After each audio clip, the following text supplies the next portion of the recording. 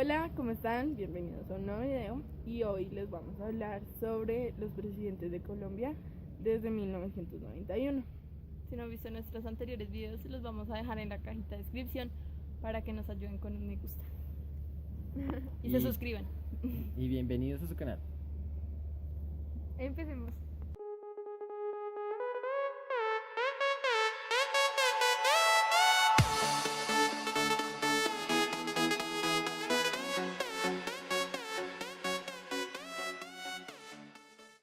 Buenas tardes, hoy nos encontramos con el profesor Luis Fernando y el doctor Manuel Gaitán. Nos van a dar su opinión acerca de los presidentes desde 1991.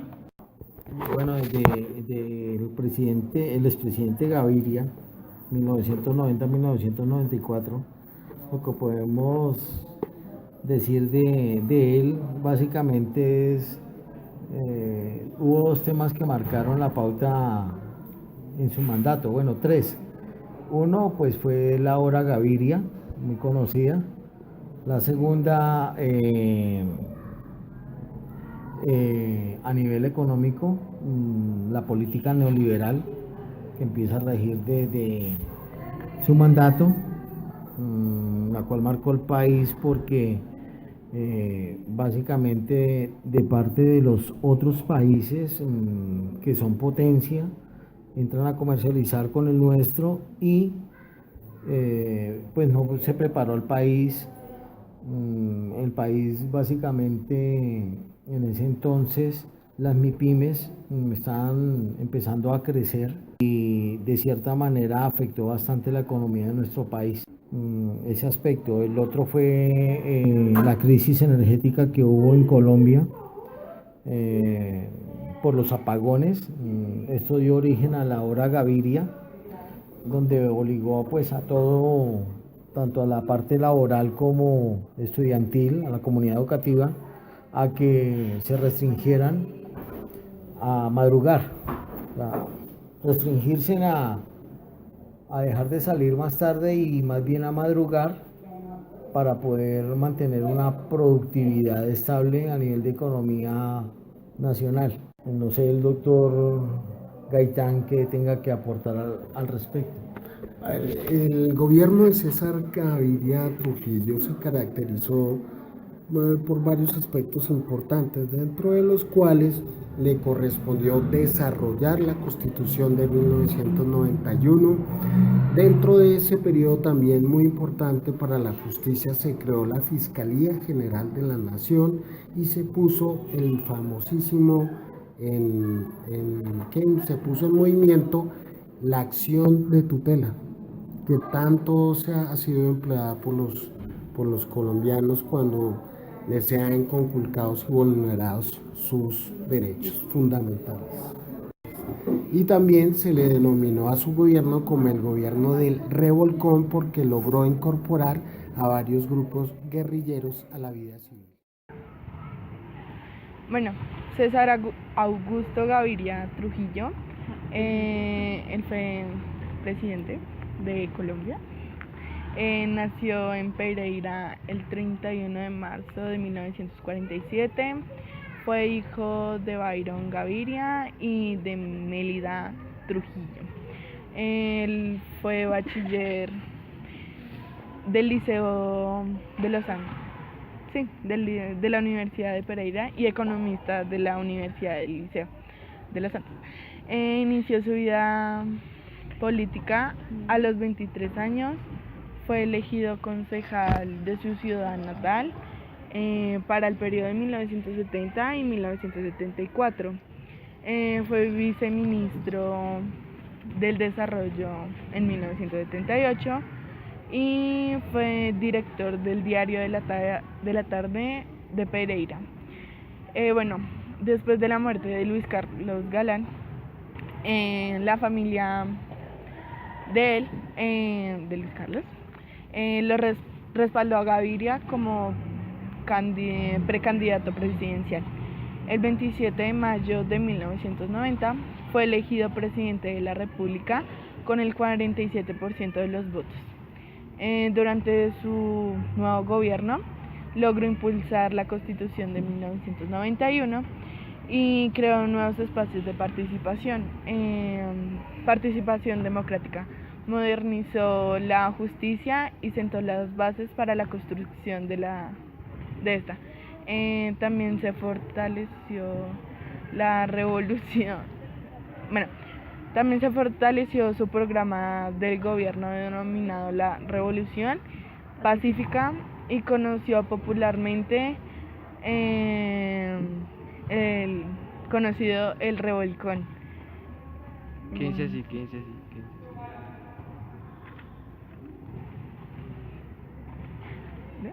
Bueno, el 27 de marzo de 1994, en Washington, César Gaviria fue elegido nuevo secretario general de la organización.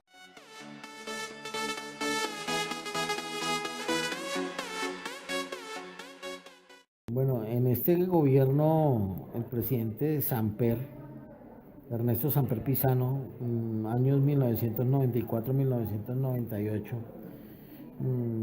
nos marcó especialmente una crisis a nivel político referente a lo del proceso 8000.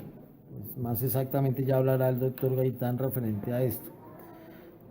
Lo que puedo decir a nivel de productividad del país es de que hubo muchos bajones en la economía nacional porque hubo desestabilidad por la misma crisis política que había. Sacó limpio el mandato de Ernesto Samper Pizano y básicamente el que asumió todo fue su vicepresidente Horacio Serpa, quien de una manera inteligente Ernesto Samper Pizano fue presidente de 1994 a 1998. Fue un político liberal, nació en Bogotá el 3 de agosto de 1950. Fue triunfador en la consulta del Partido Liberal para elegir candidato para la presidencia. Fue el único candidato en el partido en 1994 en las elecciones del 29 de mayo.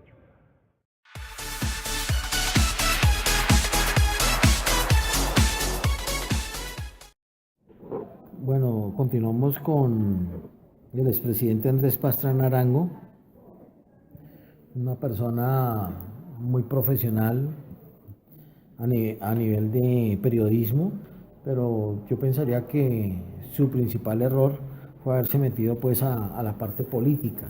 Este hecho hizo que su mismo padre se sintiera defraudado por la forma como pues manejó el país en ese momento. Hechos de resaltar de él, pues básicamente el terreno licencial del Caguán, donde a través de conversaciones quiso buscar la paz, pero no fue, creo yo, no fue bien asesorado y por ende fue mal llevada el supuesto de lograr la paz para Colombia, pero pues de cierta manera hubo un acercamiento. Mucha gente política en ese entonces, en aras de querer fundamentar protagonismo, fueron secuestrados. Una de ellas fue Ingrid Betancourt y la persona que la acompañaba. Obviamente eso hizo de que marcara una desestabilidad hacia un proceso de paz mal llevado. Este tipo de hechos pues marcaron como inconformismo en el mismo proceso que quería lograr este señor de paz. El proceso del Caguán. Intervino todo el proceso del Caguán, en los famosos diálogos del Caguán que fracasaron, porque la verdad no tuvo mayor participación, tuvo buenas intenciones, pero le tomaron al parecer del pelo. El señor Marulanda Vélez le dejó el asuntico que es muy conocido nosotros de la silla vacía, lo dejó él con la silla vacía, esperando allá en el Caguán, y los diálogos fracasaron. Andrés Pastrana Arango Fue presidente de Colombia desde 1998 hasta el 2002. Nació en Bogotá en 1954 y es hijo del expresidente Misael Pastrana Borrero, que rigió en 1970 a 1974. Andrés Pastrana en 1988 fue alcalde de Bogotá por elección popular. En 1990 fundó el movimiento Nueva Fuerza Democrática, de ideología conservadora, por el que fue elegido senador. Se postuló a la presidencia en 1994, pero fue derrotado por el candidato liberal Ernesto Samper, que pues hablamos de él ahorita. En las elecciones presidenciales de 1998 fue elegido presidente con el 51% de los votos, venciendo a su contrincante Horacio Serpa, si no estoy mal, sí, Horacio Serpa. Y de inmediato inició el diálogo con la guerrilla. Su programa de gobierno prometía no solo alcanzar la paz, sino también decididas acciones contra la corrupción política y la aplicación de reformas necesarias para afianzar la economía y combatir el narcotráfico. Para apaciguar a la guerrilla de las FARC, Pastrana no vaciló en conceder el despeje de una zona de 42.000 kilómetros cuadrados, o sea, ¿se imaginan? En los departamentos de Meta y Caquetá. Pero esto fue entendido por la guerrilla como un síntoma de debilidad. De ahí que los 3 años que duró el proceso, o sea, los años que estuvo Pastrana en la presidencia, no se avanzase mucho en la búsqueda de la paz. De hecho, la violencia creció. El descontento de la población y los sucesivos atropellos guerrilleros, en particular el asesinato de la ministra de Cultura, si no me acuerdo mal, es que tiene un apellido raro, era Consuelo Araujo Noguera. Sí, Consuelo Araujo Noguera. Forzó al presidente Pastrana a suspender el proceso y a ordenar la recuperación de la zona de despeje por parte del ejército en febrero del 2002. La ruptura del diálogo desató un nuevo periodo de violencia. En el mismo año, en las elecciones presidenciales, se eligió como a su sucesor el disidente liberal Álvaro Uribe, el famosísimo Álvaro Uribe. Qué bien. Muy bien.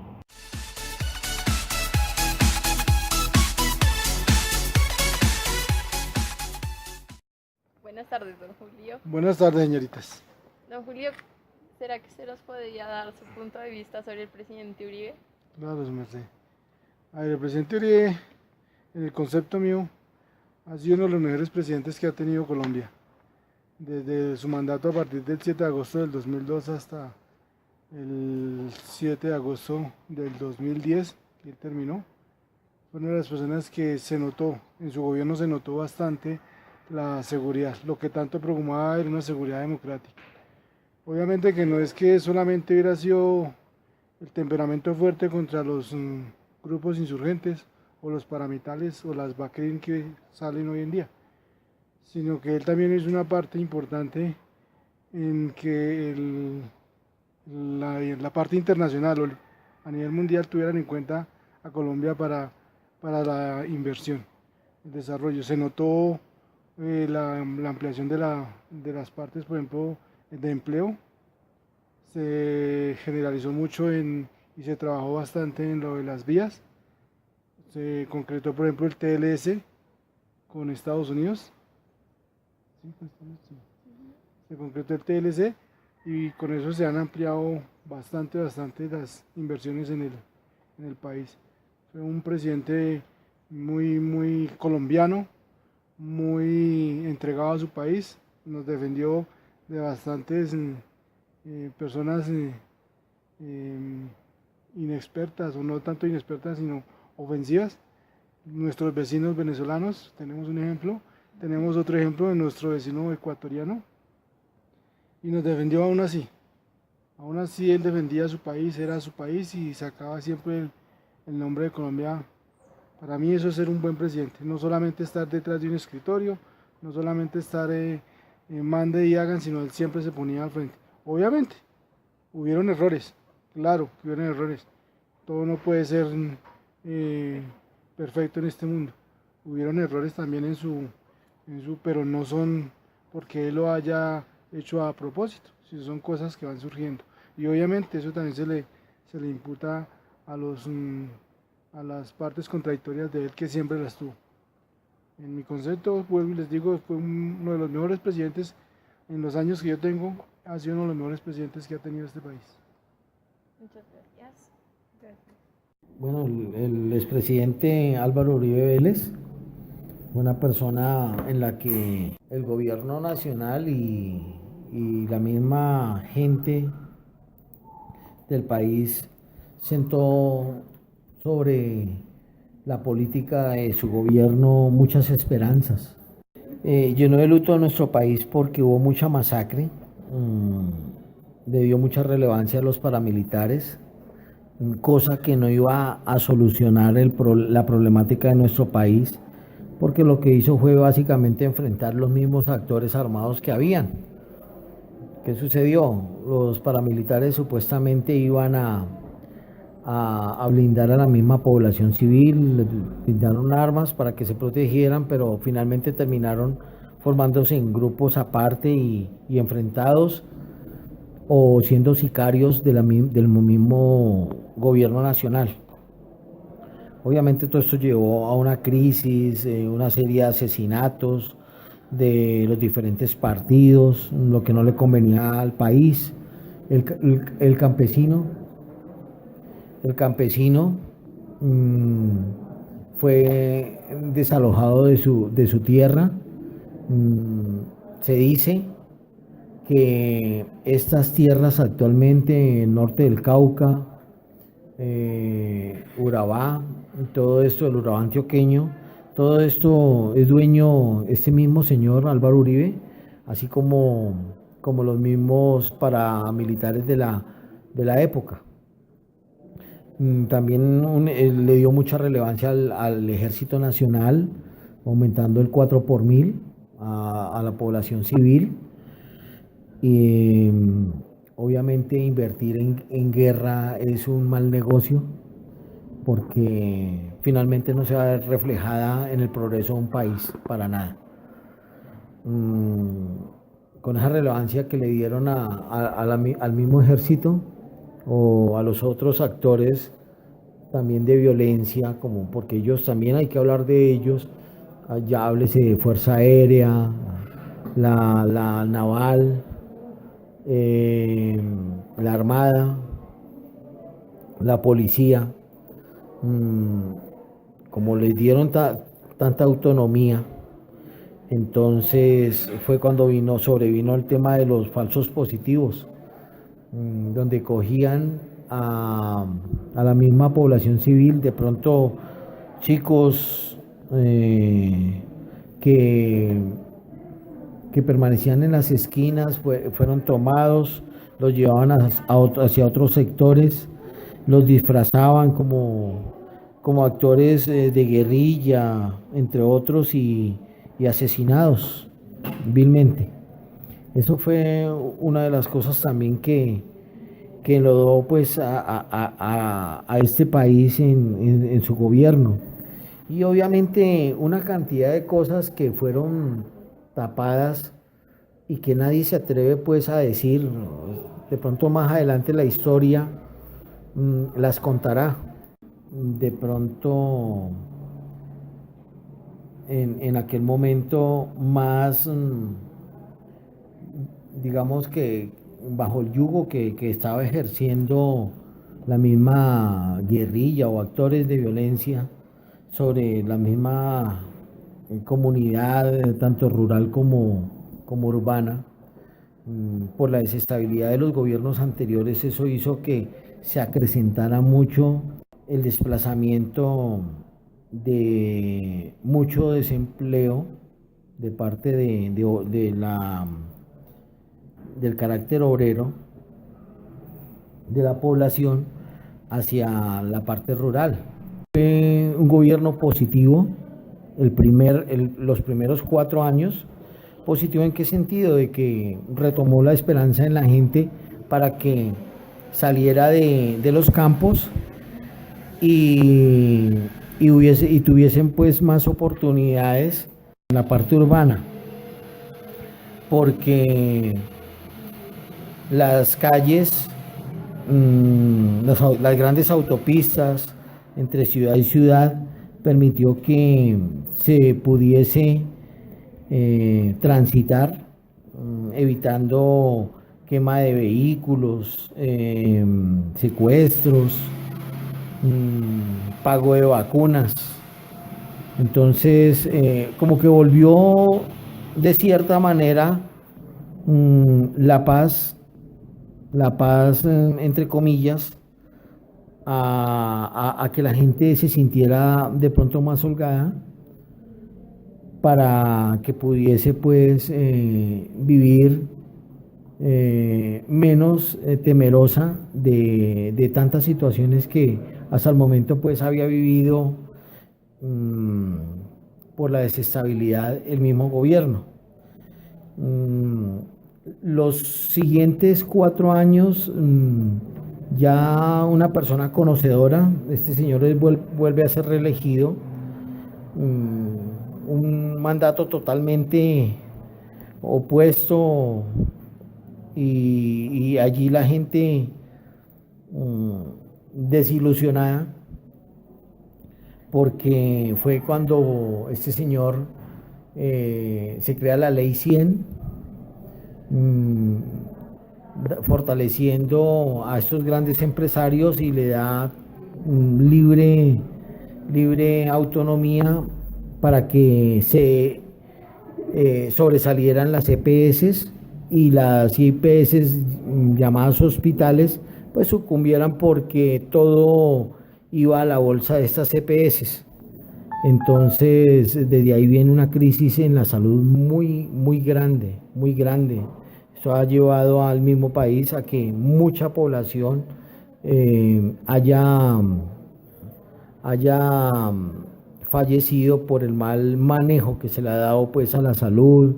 Desde ahí las mismas EPS, como le dieron total autonomía, hubo mucha fuga de capital, en el sentido de que no reinvertían, sino que ese capital presenta un efecto golondrina, que es sacar el dinero de aquí tras de invertirse, que es dinero que se le da por pago de parafiscales a estas entidades, y no le prestan ese servicio conforme se debe a la misma población civil, sino que ahí es donde estas entidades empiezan a invertir en las bolsas de valores. Muchas fracasan, se pierden pensiones, entre otras, viene una mala atención, no se le paga a los hospitales ni de primero, ni de segundo, ni de tercer nivel, sino que se van al fracaso total. En fin, tenemos esa crisis actual.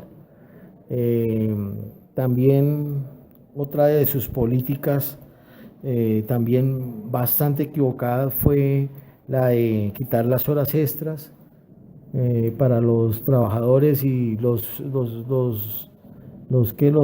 festivos pagarlos a un porcentaje mayor. Si mal no recuerdo, el 0.75%, el 1.7%, que era lo que se le pagaba a las personas que laboraban tanto un domingo, un festivo, como horas extras. En ese mandato de este señor fue retirado todo eso, supuestamente para brindar mayores alternativas y para que hubiesen más fuentes de empleo, pero no fue así. ¿Qué hicieron las empresas, que eran las que lo apoyaban en aquel momento? Lo que hicieron las empresas fue sobrecargar a la gente que había en ese horario de 8 horas, y no contrataron más gente, sino que lo que hicieron fue cargarles, valga la redundancia, el trabajo en una segunda y tercera parte más de lo que realmente debería de ser el trabajador en aquel momento. No se contrató más, pero sí se recargó de trabajo. O sea que, ¿qué hizo la política de este señor? Nada, absolutamente nada, sino pues congestionar más esas EPS, para que a través de este tipo de políticas adoptadas, fracasara también la parte de la salud. Desde ahí venimos mal. Doctor Gaitán, ¿usted qué le merece una apreciación sobre el gobierno de Álvaro Uribe para destacar, pues nefasta para la vida nacional y para la paz que estamos tratando de implementar entre todos? Fue la época de la parapolítica. Nefasto esta situación de unirse los gobiernos con los paramilitares para asesinar, cometer genocidios, acabar con poblaciones de personas enteras, cometer las masacres más horripilantes de que se tenga memoria. Eso es lo más nefasto en sí del gobierno de Álvaro Uribe, pero de todas maneras hay que destacar que como colombiano, en sus primeros orígenes, es un personaje a destacar, aun cuando se le cuestiona hoy en día. De todas maneras fue un alumno brillante en su colegio, fue el mejor bachiller, fue el mejor concejal que tuvo Medellín, fue un buen gobernador, de verdad que sí, salvo su fallo terrible de la creación de la ley 100, acá como lo manifestó el profe Fernando. Un hombre muy brillante, le cabe el país en la cabeza, él se mofa de eso, pero es cierto, es un hombre supremamente brillante. Lo malo es que todo lo bueno con el tiempo se acaba y las buenas ideas también se acaban y se revuelven, se confunden y terminan haciendo cosas que no deben, pero en sí es un hombre brillante. Álvaro Uribe Vélez fue presidente de la República en el año 2002 al 2010. Nació en Medellín el 4 de julio de 1952. Fue alcalde de Medellín en 1982, luego ejerció como senador de la República en 1986 a 1994. Fue gobernador en Antioquia en 1995 a 1997. Fue elegido como presidente de la República en el 2002 y fue reelegido en el 2006. En 2014 fue elegido senador en lista cerrada por el Partido del Centro Democrático, que ese partido fue liderado y fundado por él. Uribe empezó su vida pública a temprana edad. Con Hernando Agudelo y Diego Calle militó el Partido Liberal Colombiano. En 1985 fundó en Antioquia el movimiento regional conocido como el Sector Democrático, junto a su primo y aliado político Mario Uribe Escobar, movimiento que con el tiempo se transformaría en el Partido Colombiano Democrático. Fue director de la Aeronáutica Civil de 1980 a 1982 con tan solo 28 años de edad. Fue nombrado por el presidente Julio César Turbay, que fue presidente en 1980 a 1982. Durante sus dos mandatos senatoriales, presidió comisiones y ponente de la Ley 11 de 1988, la Ley 71 de 1988, la Ley 79 de 1988, la Ley 16 de 1990, la Ley 40 de 1990, la Ley 91 de 1990, la Ley 50 de 1990, la Ley 20 de 1992, 27, perdón, y la Ley 100 de 1993. El mandato se caracterizó por la lucha frontal contra los grupos terroristas en Colombia y el narcotráfico, bajo un programa de gobierno denominado Política de Seguridad Democrática. Durante la presidencia de Uribe, el secuestro se redujo ampliamente, los robos disminuyeron de un 40.6% y el número de atentados terroristas un 62.5%. Las tomas terroristas a poblaciones pasaron de 32 en el 2002 a 0 en el 2010. Además, el Producto Interno Bruto creció el 5.75% y la tasa de desempleo pasó de un 15.7% a 11.8%.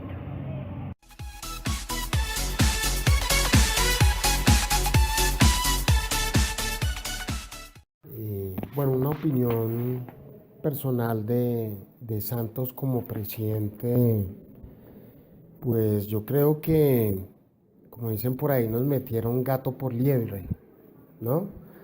Así, decirlo de esa manera tan escueta, pero en sí, para los colombianos, para muchos de los colombianos, yo creo que el 50% dice que ha sido un buen mandatario, otro 50% dirá que es todo lo contrario. Eh, en el terreno de la paz se ha esforzado, se esforzó y se tendrá que seguir esforzando para lograr los acuerdos de paz, porque acá realmente no ha habido un acuerdo final. Un proceso de paz es un proceso bastante largo. Los colombianos creen que en 4 años se ha debido adelantar cuando la verdad no, en otros países un proceso de paz tarda muchísimo más tiempo, pero también requiere de conciencia, de muchas cosas que acá todavía no se tienen. Eh, Santos le hace falta muchísimas cosas para que sea verdaderamente catalogado como un buen mandatario. Aún no termina su periodo, pero de verdad que le faltó mucho y no ha dejado así que digamos, en mi opinión no se merece que le hayan entregado el famoso Nobel de la Paz, puesto que a él no se lo han debido entregar, se lo han debido es conceder al pueblo colombiano por el esfuerzo tan tremendo que hizo para aunar esfuerzos entre todas las personas para hacer la paz. Y en cierta manera esos 6 millones y pico de personas sí salieron a votar por la paz, mas no por un documento que fue elaborado por unas partes que a la hora de la verdad dejaron a un lado a muchas otras partes afectadas por el conflicto. Y lo que hicieron fue un acuerdo supremamente dispendioso, muy enredado, con una cantidad de tecnicismos y de abreviaturas que nadie las entendía. Además, muy extenso, muy largo, muy tedioso. Así en ese lenguaje se los puedo decir. En lugar de haberse centrado en otro tipo de acercamientos con la misma ciudadanía. Y bueno, y este ejercicio que se desarrolló pues en La Habana y que viene desde La Habana acá, se hizo con los acuerdos, etcétera, etcétera, y que nos llevó al famoso plebiscito, pues también, y que vimos los resultados de ese plebiscito, pues es positivo porque dos fuerzas que se confrontan, yo creo que es positivo lo que se presentó, que haya ganado el sí, aunque yo voté por el no, que yo voté por el sí, pero el no fue el que ganó. Pero no el decir no vamos a hacer la paz, porque eso es un absurdo. El que no quiera paz acá, pues está mandado a recoger, porque ¿quién no quiere vivir en un estado de paz, de tranquilidad, cierto? No, se votó fue por lo que se hizo mal en ese documento. Realmente votaron el no de un documento que no llenaba las expectativas de lo que debía ser la paz, y lo que se estaba clamando era más, y lo que se debe seguir clamando es por la justicia. Yo pienso que básicamente ese fue el fracaso de este documento, porque la paz, en cierta medida, la gente salió a votar en solidaridad de aquellas personas que han sido víctimas directas del conflicto, las mismas personas que sufrieron pérdidas de prácticamente de su familia entera, masacrada o bien por los paramilitares o bien también por el ejército, porque acá esto es un conflicto interno que el mismo país, el mismo Estado colombiano se ha negado en conocer, en darlo a conocer. Lo desconocen, pues no, es falso. Vivimos en él hace casi 65 ya años, desde 1946 que empezaron a hacer ese genocidio matando a los liberales, vino la época de la violencia, bueno, una cosa fratricida que el mismo gobierno por su falta de justicia y de inequidad ha creado en el pueblo colombiano, como para que digan que son unos y otros los que han creado la violencia, ¿no? El mismo Estado se ha encargado de crearla en sí.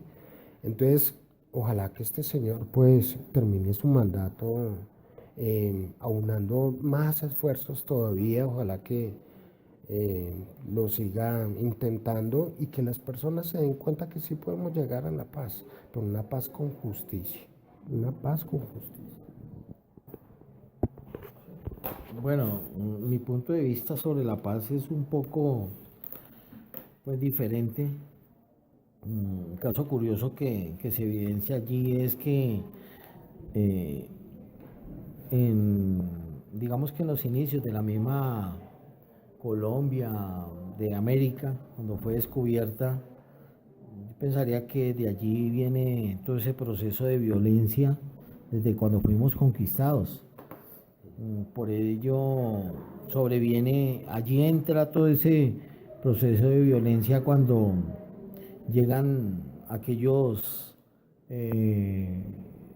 expresidiarios que da la misma corona española para que ellos puedan entrar y venir a acompañar a este señor Cristóbal Colón. Cuando son maltratados y asesinados los mismos indígenas, quienes vivían a su manera aquí en este nuevo continente. Desde ahí para acá viene esa violencia y la curiosidad en que se da en que allí mismo, por allí entra la violencia y por allí mismo se firma el proceso de paz, ahora en nuestros tiempos. Son procesos donde lo que se ve a través del plebiscito es el resentimiento que aún prevalece en el pueblo colombiano, la falta de perdón, la falta de no olvidar tanto maltrato que ha sufrido el mismo pueblo colombiano. Hay que aprender a perdonar, primero que todo, pienso yo. Segundo, vuelvo y lo digo, la paz nace en cada ser humano, independientemente si es poquito o harto, pero nace en cada uno de nosotros, cuando nos concienticemos de que hay que perdonar, hay que lograr grandes cambios a través de esto para que cada uno aportemos y sobrevenga ese cambio inmenso. Si firmaron un proceso de paz y me preguntan a mí que si hay paz en estos momentos, yo pienso que no, porque lo que se firmó fue un documento, básicamente. Un documento, como lo decía bien el doctor Gaitán, se firma ese documento y ese proceso desde allí vendría siendo como un impulso para cada colombiano para decir yo quiero la paz. Obviamente el haber firmado no implica de que, como lo mencionó él, de que ya haya paz. No hay paz en Colombia en estos momentos, porque la violencia y la mentalidad del ser humano es aún violenta. Pero es muy positivo el hecho de que se hubiese firmado el documento porque hay algo que dice quiero la paz. Independientemente de que allí hayan una cantidad de cosas, como lo mencionaba él, muy técnicas, que de cierta manera hay que bajarlas al tamiz de la razón de todo ser humano, independientemente de la profesión o estudio que se tenga, pero que sí sea entendible a todos. La paz debe nacer en cada uno de nosotros, pero este es un campanazo para que le dice al ser humano, tienes que dejar cambiar la violencia. Juan Manuel Santos Calderón nació el 10 de agosto de 1951. Él estudió Economía y Administración de Empresas en la Universidad de Kansas en Estados Unidos. También posee una maestría de Economía y Desarrollo Económico y otra en Administración Pública. En sí es un político, periodista y economista colombiano. Es el actual presidente de Colombia desde el 7 de agosto del 2010. Fue ministro de Comercio Exterior durante el gobierno de César Gaviria. Más tarde hizo parte del gobierno conservador de Andrés Pastrana Arango, en el que se desempeñó como ministro de Hacienda. Santos dejó el Partido Liberal y fue uno de los creadores del partido De la U. de la U, algo así. Me perdí, perdón. Fue nombrado ministro de Defensa. Toca volverlo a Algo hacer. así. Fue elegido presidente de Colombia para el año 2010-2014 con más de 9 millones de votos. Y pues esto fue como la votación más alta en la historia electoral del país. Se posesionó como presidente el 7 de agosto del 2010 y el 15 de junio del 2014 fue reelegido presidente para el periodo 2014-2018. Y hace poco, el 7 de octubre, fue distinguido con el Premio Nobel de la Paz por su intento de llegar a un acuerdo con las FARC. No me parece. Bueno, esperamos que les haya gustado y los esperamos en la próxima ocasión. Y gracias por ver nuestros videos. Bye.